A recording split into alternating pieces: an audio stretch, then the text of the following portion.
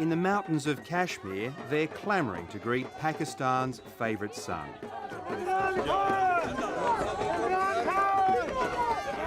14 years ago, he won the World Cup for these fanatical cricket lovers.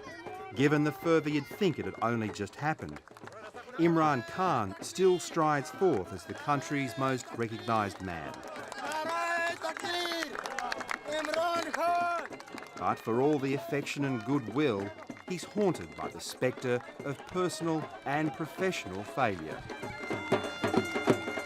I had everything. I mean, I still have everything. I think I'm one of the most fortunate people who, whatever he wanted in life, he got. I would like to see Imran as the moral conscience of Pakistan. I think he could do enormous good if he were to do that. The story of life after cricket for Imran Khan is a saga of ambition set in the subcontinent.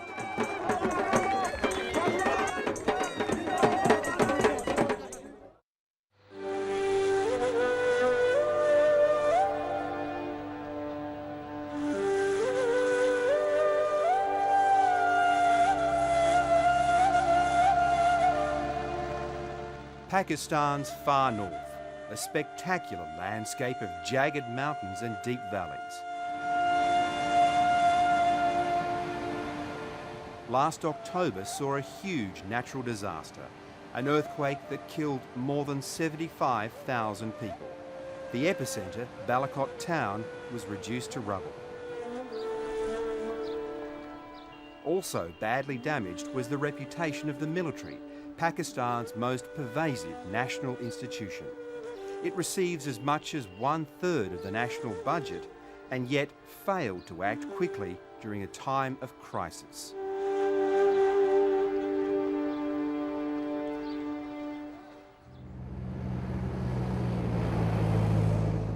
It was total chaos. There was no direction, you know. There was no central. What the government should have actually done was to direct this relief effort. Imran Khan was a high-profile face of Pakistan's civilian response. His charity organisation raised millions of dollars worldwide to provide shelter and clothing to victims left stranded by the state. बिल्कुल कुछ नहीं नजर आ रहा है हमारा मुस्तकबिल जो है वो तारीख नजर आता है कुछ नहीं है की तरफ से सर हमें अंधेरा ही नजर आ रहा है This is, as far as the government goes, there's darkness. There's nothing to look forward to, since we don't know at the moment what will happen. Are you the light? Once I get into power, that could be a while.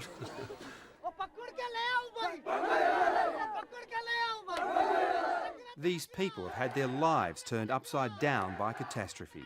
But on this day, they're honouring Imran Khan with a cricket match, whether he likes it or not.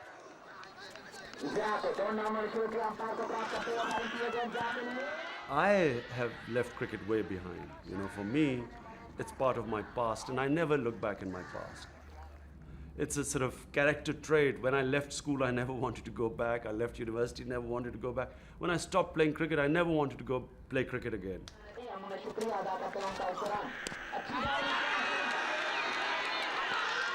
The fielding was a lot smoother than the pitch. Fireworks and a crowd invasion signalled the end of the match and the start of wild celebrations.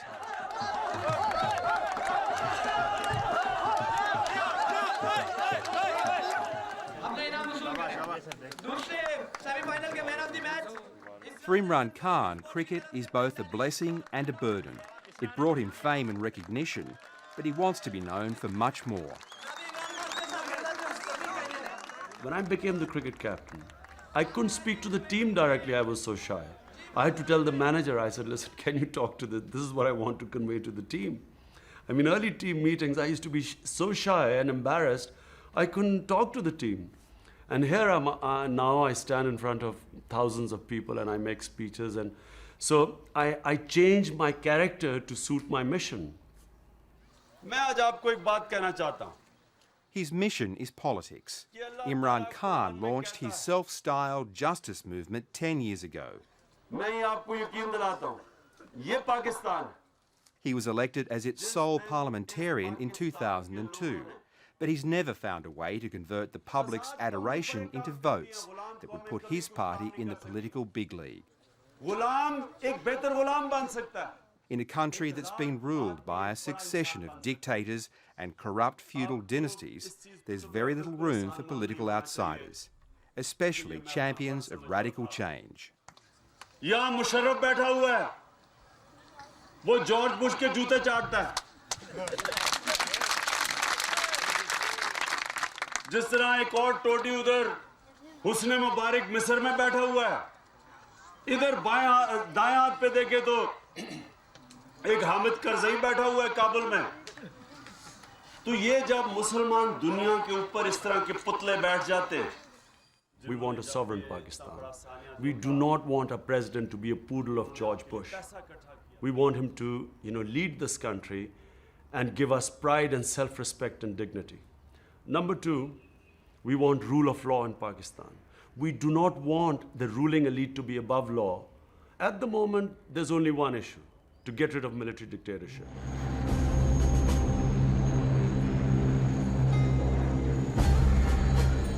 Imran wasn't always so concerned about democracy.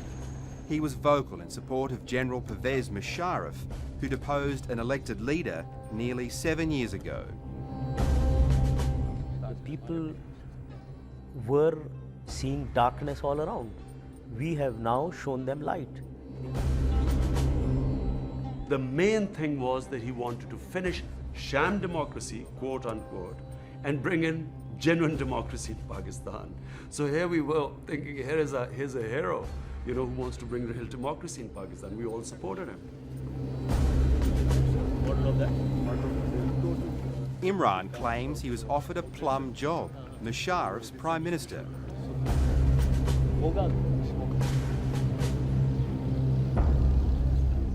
Why did you turn it down?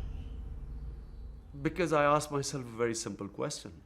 Will all these, the coalition of crooks, will they ever allow a judiciary to be independent?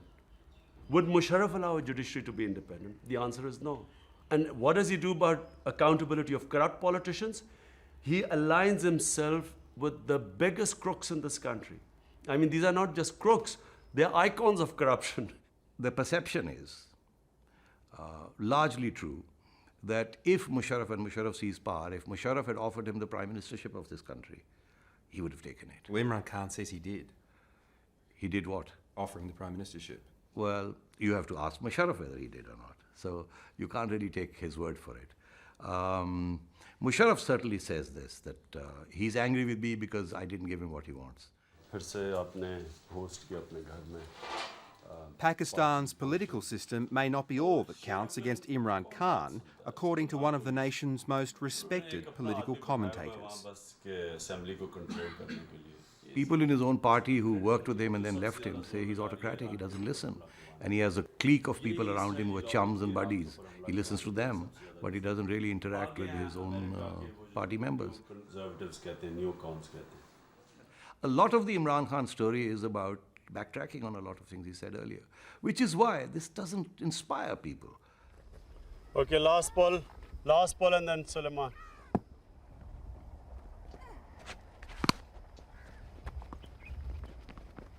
Come on, Qasim. This is the private domain of Imran Khan's family. His marriage to Jemima Goldsmith ended 2 years ago. She now lives in Britain. These days, sons Qasim and Suleiman only come to Dad's house in Pakistan during holidays.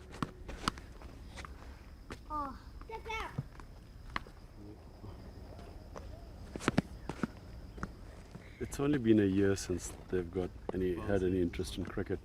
Otherwise, on television, we were sitting and, in front of the TV, and if cricket came along, I would have a chorus either side, not boring cricket again, so I had to flick the channel again.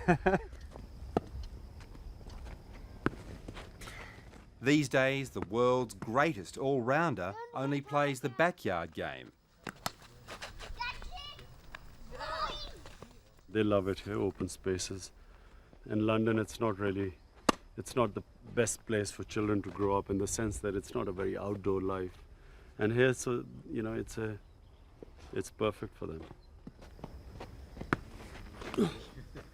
Khan says he faced a dilemma and made a brutal choice: career ambition over marriage. In the sense that I was torn, you know, trying to make my marriage work and you know, trying to give time to politics, and in that it got divided. Certainly, if I wasn't married, I would have been able to give much more time to politics.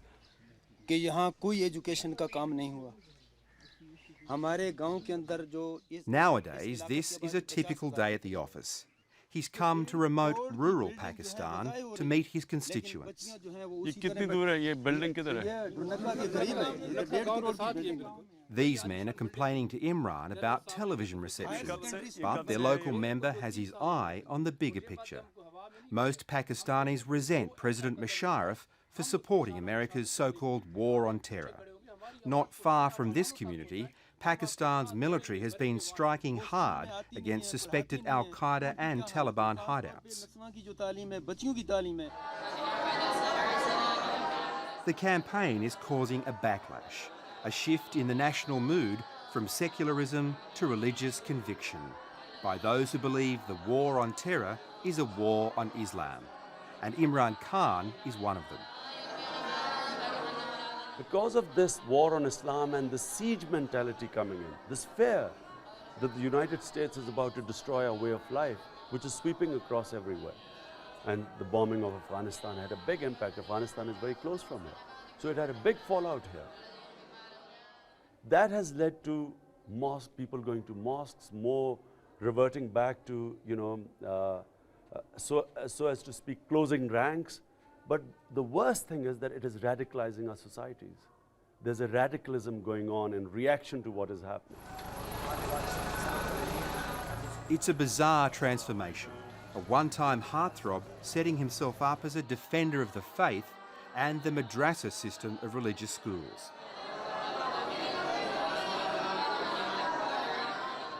Imran claims it fills a void left by a crumbling state education system.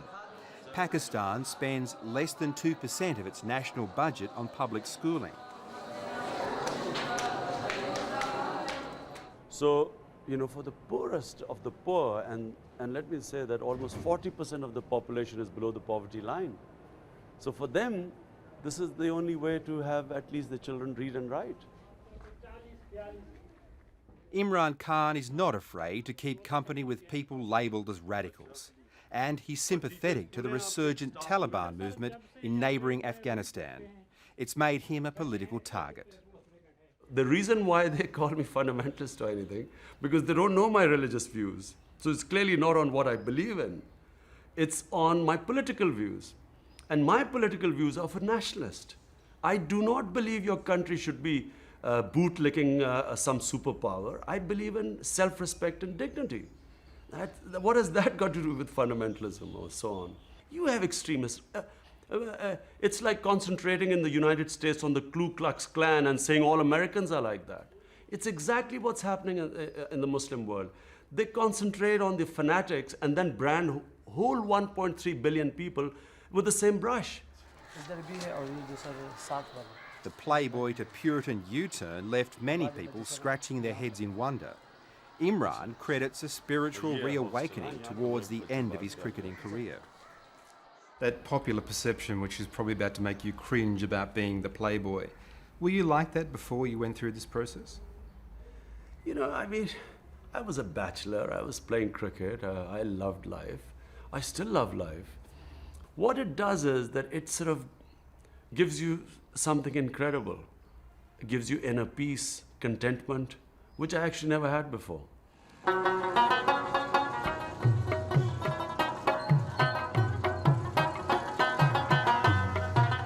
It might be military run, but there's still plenty of free expression in Pakistan. Sprouting anti-government rhetoric isn't hard when most people think their president is doing the wrong thing siding with the US.